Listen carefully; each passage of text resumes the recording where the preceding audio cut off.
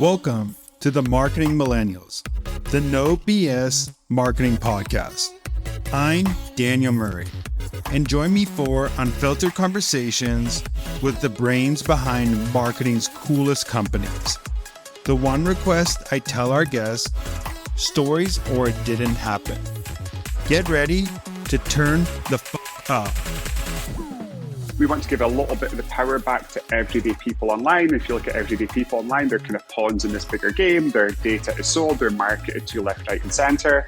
We want to give power and money back to them, but we also want to help the best brands and the best companies win. And with Social Tip, brand love is a massive competitive advantage. So how much your customers love you, you can turn that into fantastic content. Want to end the year on a high note?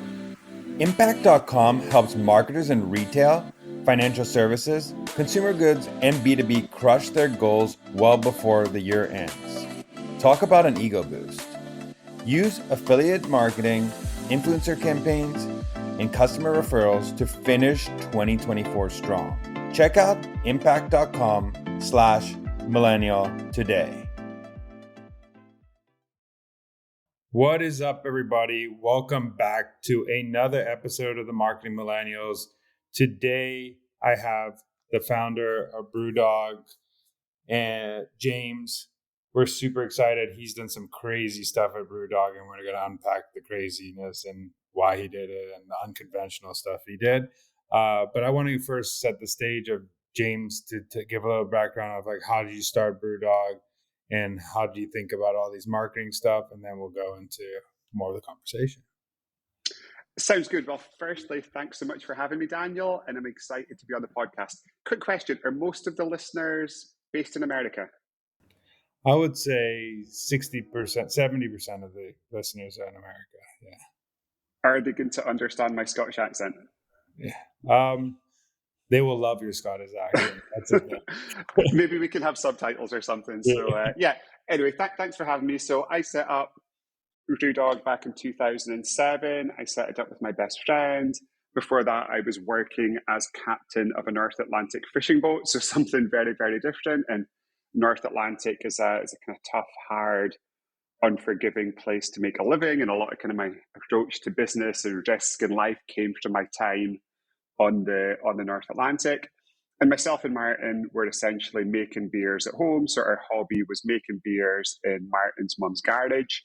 And in 2006, we had the opportunity to meet Michael Jackson, not Michael Jackson, the pop star, the other Michael Jackson, the famous beer and whiskey expert. So he sadly passed away, but he was the number one beer expert on the planet. We met him, we let him taste a beer that we made at home. He tasted it and said, "Boys, quit your jobs and start making beer." So we thought, what the hell, if Michael Jackson's saying that to us, let's do it. So we got a £30,000 bank loan with £20,000 of our life savings. We cobbled together this kind of tiny bootlegged beer making facility in this little town in the northeast of Scotland. And we set out somewhat ambitiously with 2 humans and 1 dog to change the face of beer in the UK and beyond. I love it. I love the Michael Jackson story. I think that's a good setup. And then I want to get into, you came from, you had this bank loan and 20,000 savings. So you had to do really unconventional marketing tactics because you didn't really have money to get this beer publicly. So what are some things you did at the beginning to launch it and get it in people's hands and without having much capital to do that? I mean, to start off, it was incredibly, incredibly tough. We couldn't afford to pay ourselves. I moved back into my dad's spare room. Martin was sleeping in his mom's sofa. And we were selling our beer at local farmers markets. We were selling the beer out the back of my beat up Volkswagen Golf and filling bottles by hand, just the 2 of us. And it was really tough. And everyone told us to make our beer with more conventional names and less hops and change our packaging. And we thought, like, if we fail, we're going to fail doing something that we love, and we're going to fail doing something that we're passionate about, and we're going to do this on our own terms, and we're going to first and foremost make something that we love, make something we're insanely passionate about, make something that we want to share, and hopefully, if we work hard enough, we can share that passion we have for fantastic beer with as many people as we can. And it was just kind of bottle by bottle, pint by pint, kind of back in those early days. And if you take a step back and look at our industry, so we were two humans and a dog, and we were competing against some of the biggest companies on the planet who spend gazillions every year on advertising and marketing, and we're just this tiny little company that nobody's heard of. And the only way we could grow our business was to get the name out there.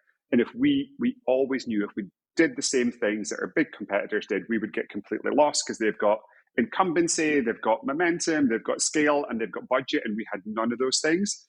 So from day one, we had this little test.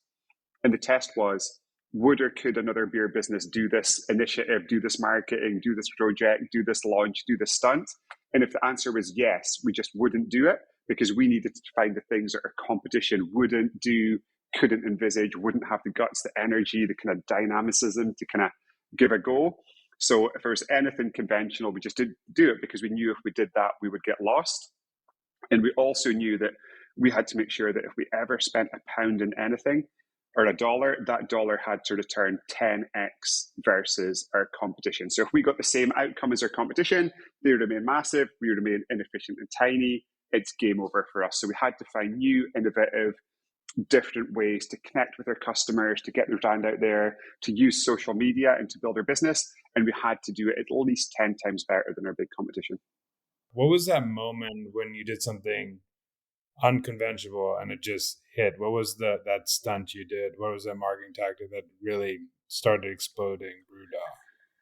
I mean, before we got to the kind of stunts that exploded us, there was a few kind of unconventional things we did just to keep the business alive. So we were selling no beer whatsoever, living with our parents, almost out of business, and we sent some beers into a Tesco beer competition. So Tesco is the biggest supermarket chain in the UK. And I got a phone call 6 weeks later from Tesco saying that we finished first, second, third, and fourth in this beer competition. I was like, wow, okay, that's good. So I went to London, met the Tesco team, and sat there with my best poker face as they told me, James, we love your beers, and we want to put them in 400 stores nationwide, and we can sell about 2,000 cases a week. So I sat there with my best poker face on and didn't mention anything at all about the fact this was two guys and one dog filling bottles by hand. I signed a contract that was due to start in 4 months with no idea how we were possibly going to make and package that much beer. And I got back and I sat down with Martin and I'm like, Martin, what are we going to do? It's like, we've got this contract, which is amazing, but we just can't make that much beer filling it by hand. So we put a plan in place and we went to see the bank, which was Bank of Scotland. And this was 2008. So this is when the global economy is in a complete tailspin, banking crisis, everything's kind of falling to pieces. And we said to the bank, look, we've got this amazing contract with Tesco, but we need £100,000 for fermentation tanks and £100,000 for a new bottling line. But look how much beer we're going to sell. This is going to be amazing. And the bank just laughed at us. They was like, James Martin, you're not even paying your existing bank loan back. You're technically insolvent. There's no way we can give you more money. Undeterred, we went to the bank across the street, which was HSBC, and said to the guys at HSBC, our bank, Bank of Scotland, have just offered us an amazing finance deal on a bottling line and fermentation tanks. We've got this contract with Tesco. If you can match this deal, we're going to shift all of our banking to you. We're this young up-and-coming company. We're going places. Like, you want to back us? And for some reason, HSBC gave us the money. So business plan in the first 2 years was make hoppy beers and tell some white lies to banks. Maybe it's still the business plan today. Who knows? So we got the equipment in, we got the beer into Tesco, and from there the business kind of started picking up. But we're always struggling financially because it's so capital intensive, and we wanted to make everything ourselves. It was so important. Like, we wanted to make the thing that we loved. We didn't want to outsource it. We were so passionate about the beer. We were so obsessive about the detail of it. Like, we wanted to make every single batch ourselves. We wanted to live and die by what was in every single glass, can, bottle. Like, that was everything that we loved. So we had more money for tanks and space and people, and it was expensive, and we just kept running out of money, and then we couldn't get money for the banks. So we came up with this concept in 2009, born out of necessity, called Equity for Punks. And Equity for Punks is marketing, but one of the most unconventional pieces of marketing ever. We decided to sell equity stakes in our company to the people who loved our beer online. So this was equity crowdfunding long before equity crowdfunding even existed. most of the legal companies we spoke to said it couldn't be done. It was impossible. It was illegal. We kept on going. We found a way to do it. And equity for punks has been something so synonymous with our business and so important to our business. So we now have a community of 227,000 equity punks. We've used it to raise over $80 million, but the money is secondary. It's the kind of community, the engagement that is the kind of first and foremost, most important thing about equity punks. And we don't see it as 227,000 investors. We see it as 227,000 advocates, brand ambassadors, biggest fans, harshest critics, kind of most loyal customers. And for me, it's a business model that shortens the distance between us and the people who matter most to our business. And with it, I think we wanted to create a new type of business model for a consumer company at this kind of modern day and age. And it's been so, so important to us. And we've done a lot of things that we'll speak about in a second that are kind of high octane, that are on the edge, but all those things are underpinned by two absolute fundamentals. And I think those fundamentals anchor them and give them meaning and kind of give them validity. And those two fundamentals are absolute passion for the core of what we do, which is making beer, and then engagement with our community. And that understanding of the business is absolutely nothing without that community around about us. That's such a crazy story. I mean, going from the bank story and then having all these raving fans, which I love the raving fans that are invested in your product, because if they invest in your product, they have more like reason to like promote it, more reason to share it, and they probably investing because they love the product. Like that's the reason why they're investing. So you went from this initial bank loan in your savings to telling a little white lie to a bank to then getting all these investors. But then you started really disrupting influencer marketing. You started like changing the way influencer marketing is done. Could you explain some things you did to disrupt that and what led you to what you're doing today? Yeah, absolutely. So on the Brewdog journey, like everything was disruption, because we knew if we didn't disrupt, we would get lost.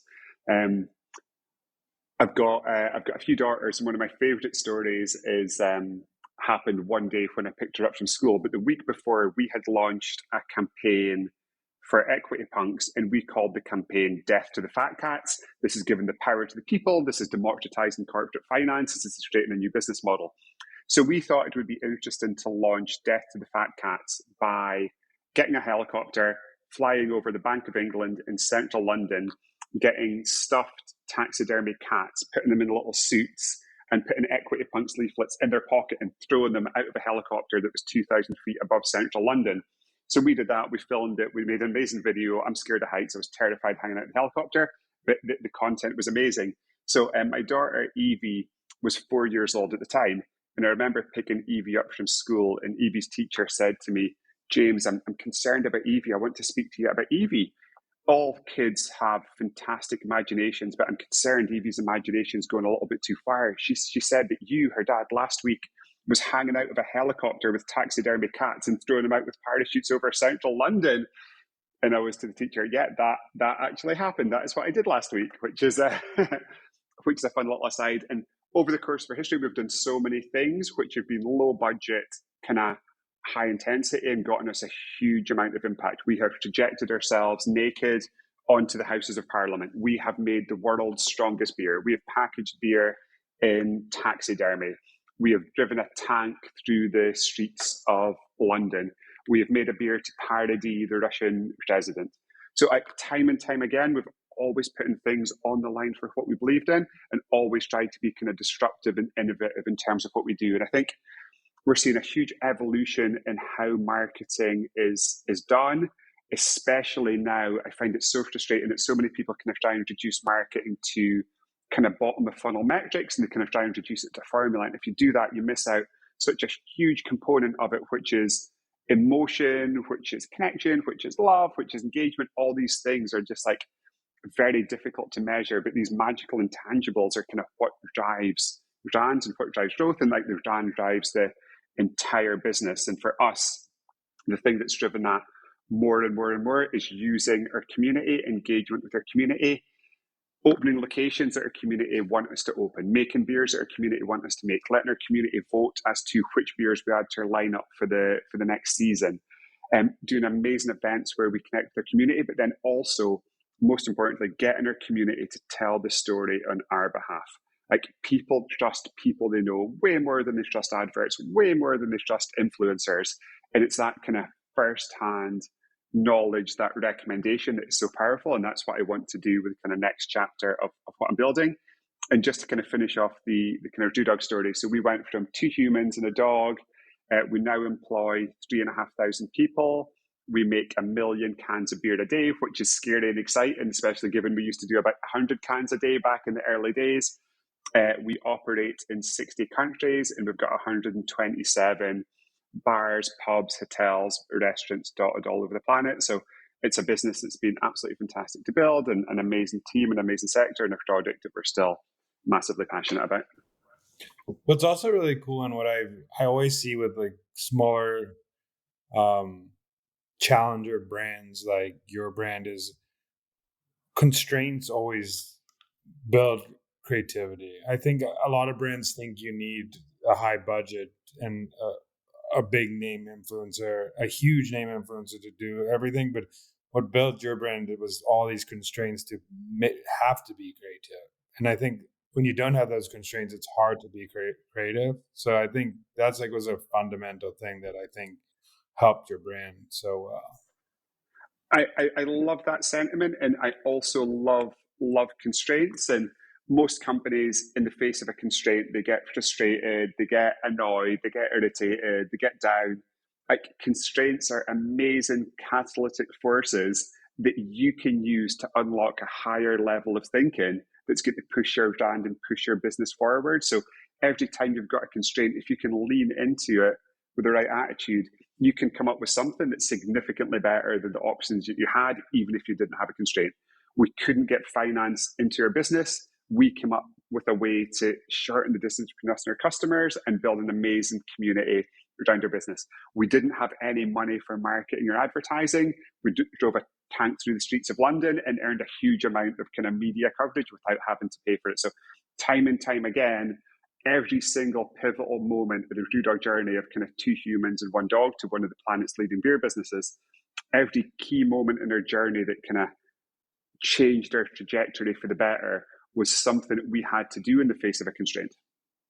Also, what I love, and you're doing this on the podcast too, but you always like repeating the 2 humans, 1 dog. That's the bound, and it's like foundational to keep repeating the story and why you exist and who you are and your foundation of your company. So I think it's so cool that you keep repeating that, because I think that is the foundation. You're not straying away from the foundation.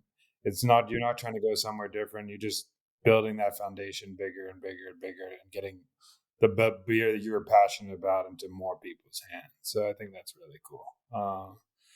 I want to go into a little bit of how you're taking the Brewdog mentality now and disrupting influencer marketing, and how you're trying to get that into teach more brands and help more brands do the same thing. Yeah, of course. And on this one, so my amazing partner, Georgia, is an influencer. So I keep joking with her over the dinner table at home that I am launching a new business that's going to put her out of a job, which is always a fun conversation to have over dinner. So I have launched a new business called Social Tip, which is based on everything I've learned from working at the cutting edge of marketing for the last decade, and everything I believe about where marketing is going. I think there's certain things that kind of almost every marketeer or kind of every CMO can see. So anyone can serve people adverts in any social platform. Like, those adverts tend to just bounce off people. I think everyone's seeing the trend from studio content to user generated content, and user content is converting much better anywhere along the funnel.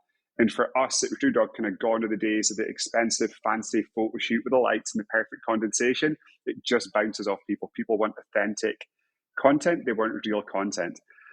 There's also this kind of trend from kind of mega, micro, macro, nano kind of influencers. And I think that continues with everyday people. So Social Tip, the new business, is incredibly simple at its core. And we exist to help a company turn its everyday customers into its influencers. And we want to democratize influence. It doesn't matter if you've got 400 followers and you've got a private account. You can post about the things you love, you can get paid for it. So everyone can be an influencer. And what we find with all the data is the kind of engagement rates for macro, kind of bigger influencers are massively on the decline, and people don't tend to trust it. The kind of magic has gone out of that space, and it comes across like a paid media channel. So should companies still use influencers? Absolutely. They should be part of the marketing mix. But there's other parts of that marketing mix that you should kind of lean on as well. And one is, how can you shorten the distance between your customers and get your customers to create content for you, which is going to be incredibly compelling, incredibly genuine, because they're your customers. They love your product so much, they spend their money on it. And then because they're not influencers per se, the people who see that post are far more likely to trust what their friend is saying versus a sponsored content creator or versus an advert. So with Social Tip, you can turn customers into influencers. What's up, marketers? Want to finish 2024 on top? With Impact.com, you can scale through affiliate marketing, drive engagement with influencers, and boost customer loyalty with referrals. Don't let the year end without hitting your goals. Visit impact.com/millennial and take control of your year-end strategy. That's impact.com/millennial. What I think influencer marketing is going to, and it has already gone this way for a long time. If you see the good influencers, is the best influencer partnerships are that influencer has been already using that product daily, and you're just inserting yourself into just putting money behind it because you love that person using your product, instead of saying, hey, try this product. You might not even love it and the passion's not there. So I think like you've seen some of the best partnerships out there. It was always someone naturally has already used that product every single day, and it's like, let me just, as a brand, I recognize that I'm going to pay them to keep doing that more and more because they already naturally like the partnership, the brand. That genuine advocacy thing is so important. And I completely agree. The best partnerships have that authenticity and that genuine love for their brand, for their product, for the mission, for what they're trying to do. And what we often say to brand partners when it comes to Social Tip is, take a tiny bit of your influencer or online marketing budget, and rather than give that $5,000 to one influencer with 1 million followers who's going to do one post, give that $5,000 to 500 of your customers to do 500 posts. They get $10 each. And it's going to be this kind of groundswell of authentic, organic brand love, which is going to get more eyeballs, more engagement, more views.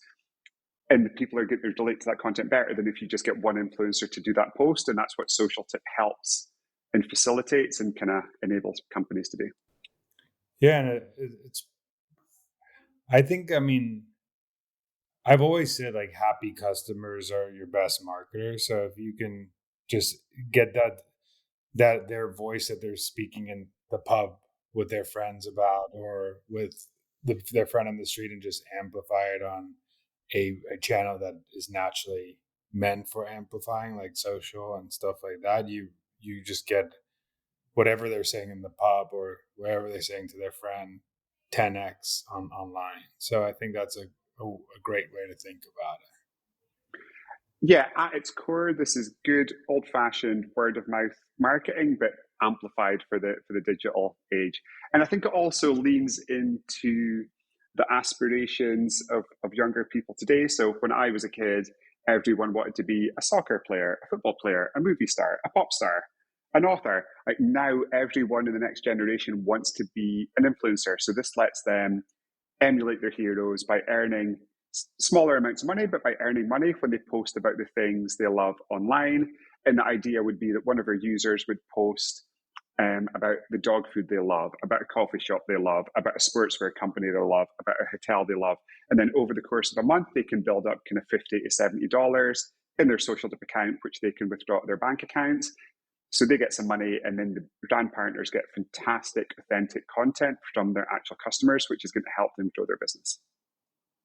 One thing I've noticed, and I want to play a little devil's advocate here, is like a lot of or authentic content just doesn't know how to make good like hooks at the beginning to keep people um, listening to what they're trying to say. So is there a playbook to help teach them how to do that? And then also, is the play more maybe one, like 10 of those videos might go like get more attention and the rest will get limited attention? So how's that play into the strategy?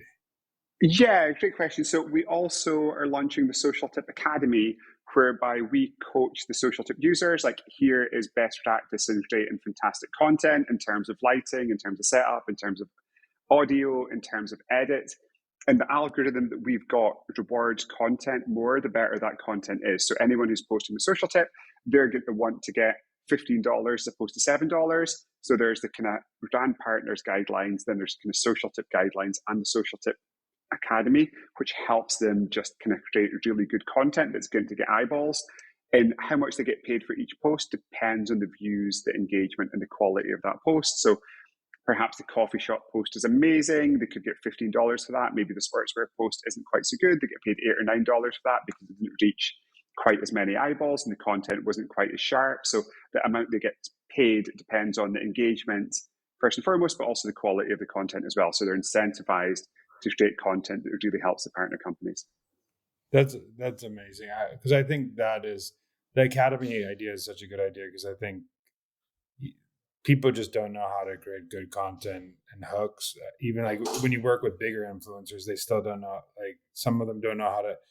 It's so inauthentic because they don't know how to like get people teased in, and that's always a problem with a lot of content that doesn't go well when working with partnerships. So it's cool that you're launching or launched a academy to help. I want to know, like, besides the social funding things you did, what are some ways you did that at Brewdog before Social Tip to get people to start posting about you? Yeah, absolutely. So we used to do it with beer. So when we launched a beer or when we launched a location, we would incentivize our community to post about that. So we launched a new location in Las Vegas. We would incentivize community to post about that new location.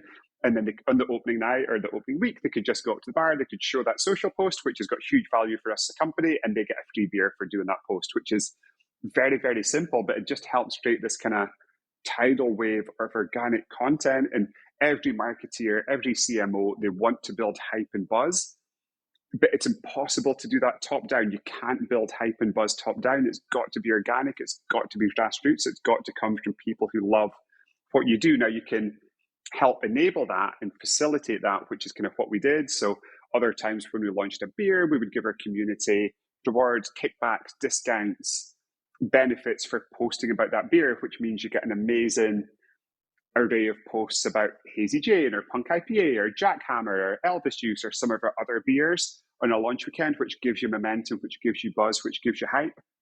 But just the kind of concept was as simple as post about this retail location in social media and we're going to give you a beer.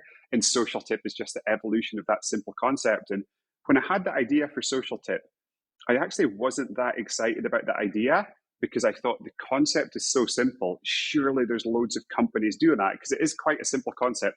Buy something you love, post about it online, we'll pay you a small amount of money for that post. It's not like a crazily innovative idea or concept. And then the kind of more digging I did, the more research I did, the more I got excited about the idea because I was so surprised that nobody was doing it. And there's so many tools that exist for influencers and content creators, but everyone has forgotten about the brand building power of everyday people. So we want to empower everyone to be an influencer and give them all the power back online as well. And like I said, the more I dug into that idea, the more excited I got. And then I decided to launch it as a business.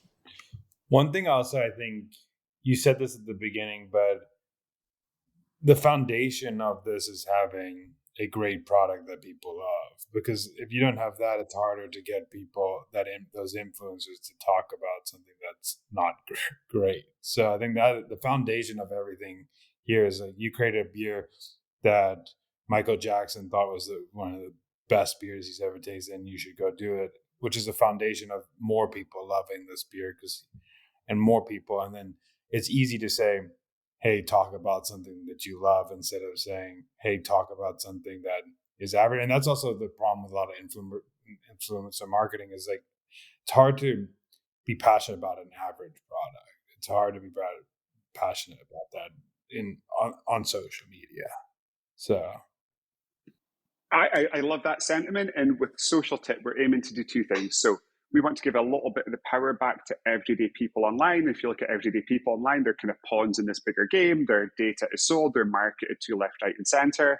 We want to give power and money back to them. But we also want to help the best brands and the best companies win. And with Social Tip, brand love is a massive competitive advantage. So how much your customers love you, you can turn that into fantastic content. So if your customers don't really love what you do, you're going to struggle to use Social Tip effectively because they're not going to be engaged and passionate enough to create content and share content in their own social channels. So brand love, which all the best brands have, becomes an even bigger competitive advantage. And then authenticity trumps scale, passion trumps budget, customer first trumps everything. So it almost creates this kind of universe where the more customers love what you do, the more effective Social Tip is going to be for your business versus other businesses. yeah, that's where I think people think they can skip that step, which this is actually a good feedback loop too, because you can test something with these influencers per se, which are your customers or people who use your product. They also can give you feedback.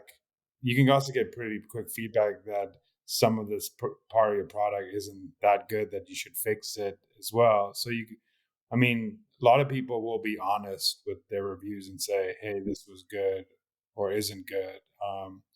And you get this feedback loop to make your product even better as well. Not only amplify your brand, but also a feedback loop with a bunch of people to get. So it's cheaper, basically, market research with your customers as well. Exactly, amazing data. So all their brand partners see in real time who's posted, who's viewed it, what's their adjacencies, what other things are they into, like how are they relating with the content, what are they buying? But also what I love about Social Tip is it's only people who have bought something for that company that can post, and we've verified that purchase. So with my business owner hat on, what I love about these marketing dollars is they're against a sale that's been made as opposed to a speculative sale. So it's almost marketing that comes out of the sales P&L as opposed to the marketing P&L, because at its core, it's a small retrospective discount on somebody who's bought a thing. So say somebody buys some sportswear for $100, they get $15 back if they do an amazing social post, but the company has got that sale. But then because we've verified the purchase, it's also other fantastic data points for the customer. What other things have they bought? Where did they shop? How did they kind of buy that product? So there's kind of that type of data that goes back to the partner company as well as the fantastic content. And yeah, with my business owner hat on, I love the fact that, okay, I'm spending some marketing dollars here, but I know I've made sales to get those.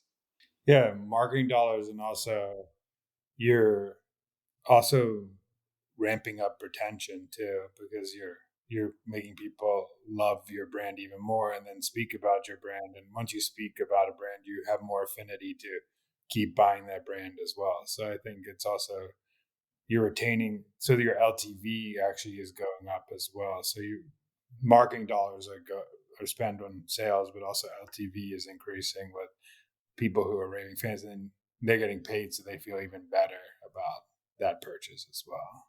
Exactly. And I think at some point in time, this can also be a sales tool. So we're about 4 weeks away from launching at the moment. We've done some beta testing. We've got 210 fantastic businesses signed up. But I can imagine a point in the future where, let's say we have Nike signed up and Adidas hasn't signed up. Somebody might then choose to buy a pair of Nikes over Adidas's because they want to earn that £20 for posting a fantastic bit of content about the item they have bought. So I think it can also be a tool to drive sales. And what I love about the businesses we've had signed up so far, we've got some like really big businesses in the UK, from ASOS.com, which is an online retailer, to Tala, to Huel, to Pure Gym. So it can work for kind of really big businesses, but we've also got a few independent single location coffee shops signed up. So obviously they've allocated much less budget to it, but say it's a coffee shop in a small town or village, their customers go there, they post about that to their followers who likely live in that small town or village, and that helps that business. So I love the fact that this can work for the biggest consumer companies on the planet, but it can also work for an independent bar, pub, restaurant, hotel, hairdressers, nail salon, massage therapist. It can work for a kind of wide like any type of consumer business, this can work for. I actually think it probably, to be honest, would probably work better for that coffee shop, because that person's gone in the coffee shop. They most likely have friends that live in the town. Those friends will have an easier path to go get that item. Or if someone told me online that this is the best, because one thing I do on TikTok now is I'll search best coffee in Miami on TikTok before I even go on Google to see what influencers have posted about best coffee. And actually, you can get pretty high in the search terms because not a lot of people are going to be posting on the search terms. So if you do that, um, it helps that organic piece of content lasts a long time, because that search volume is going to be, so that piece of content lives for not only that time it's put on TikTok, but for even longer period of time, year or two or three, when people are searching, when they visit that town, or they're searching for the best coffee and where they live.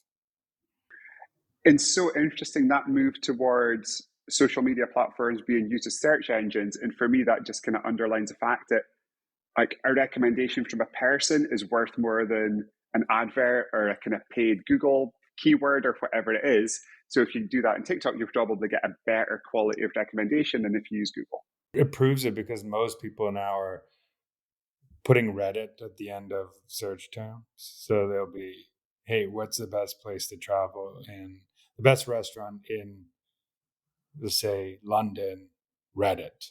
So they want to go see what actual people are recommending, and then these paid lists that people have paid for. So I think it's pretty interesting how that social search term is getting bigger and bigger and bigger. And that's why you should have these brand advocates that are continually talking about you all the time.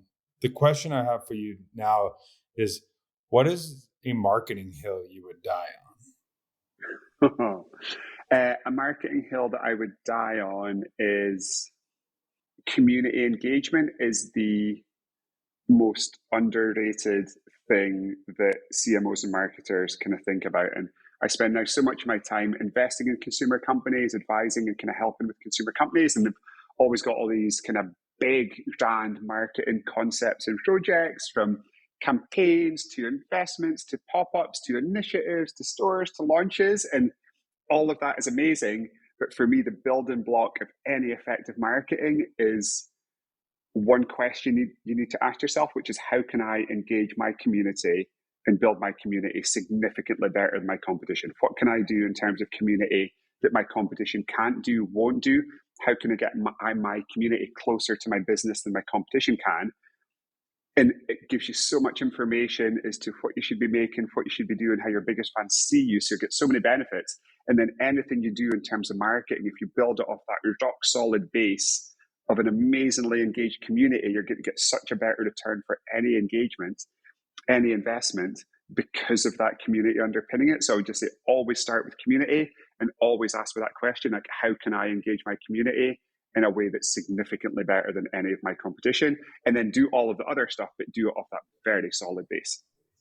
It's so funny. I mean, I love that you said that, but it's so funny because someone I just talked to, he was the old, he ran brand strategy for Adidas, and he said something that you're pretty much saying, but he said, like, the simplest form, marketing is pretty simple, and we try to complicate it, but it's also like, what would work on you is like a very good indicator of that a marketing strategy would work. And if a brand gave you money, or if you talking about a brand naturally already and they paid you for it, would it work on you? And if the answer is yes, probably a good market. So it's always that, why are things working on me, and just like reverse engineering it for your business. And I think a lot of people just get too far away from that and start doing crazy things and forget about getting close to their customer. And that's all what marketing is getting way closer to the customer.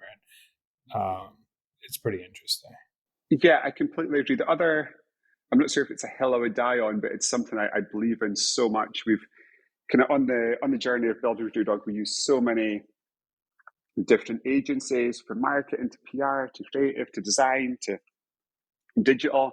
And some of those were fantastic relationships, and some of those we kind of really struggled, and we found the partners didn't care as much as we wanted them to. They didn't understand our business, our mission, our customers, our passion as much as we wanted them to. And kind of taking a step back and looking at what the difference was between the good partnerships and the bad partnerships, it was actually this kind of very, very simple correlation. And all the good partnerships, we spent so much time at the start of that relationship onboarding that partner. We'd get them to visit the facilities where we make beer. We'd get them making beer with us. So they'd be hands-on. And this is a marketing agency, but we'd get them like hands-on with the malt, with the barley, with the hops, with the beer. We'd get them packaging the beer. We'd get them serving customers in one of our pubs. We'd get them with our retail partners. And that takes time and that takes effort, and it can be seen as a lot of distraction. But if you're going to have partners and agencies doing things on your behalf, they're only effective if you can really take them deeply into their universe, your universe, and kind of give them that perspective. So all the successful agency relationships that we had a very intensive onboarding phase where we looked to take them in as deep into our world as we possibly could. And that just helped align the work that they did so much better than if we didn't do that. That's a great point. I think more people need to do that. I think they just hire agencies and think that they must do their own homework to get closer to your business, and really it's your job as the owner to teach it's like a new employee. You have to teach them to your ways, teach them the brand, teach them the customers. But the last thing I wanted is like, how could people find Social Tip and start using it, and also where could people find Brewdog? Yeah, amazing. So Brewdog.com for everything beer. We've got locations in the US, America, Germany, all over Europe. In terms of Social Tip, we're www.socialtip.io. I am James at socialtip.io. Drop me an email with any questions. If you want to sign up for your brand, if you want to use the app, that'd be amazing. In the UK, you can download the app in the App Store as well. And I'm James Watt on LinkedIn, so I'm quite active on LinkedIn, so you can follow me on there too. Amazing. Thank you so much for joining, and I really appreciate it. It's been great. Thanks so much for listening. Keep tuning in to hear more great insights from the coolest marketers from around the world. If you haven't already, make sure to subscribe and follow the Marketing Millennials podcast on Apple Podcasts, Spotify, YouTube, or wherever you get your podcasts. And if you like what you hear, I would greatly appreciate you giving us a 5-star rating. It helps bring more marketers into our community.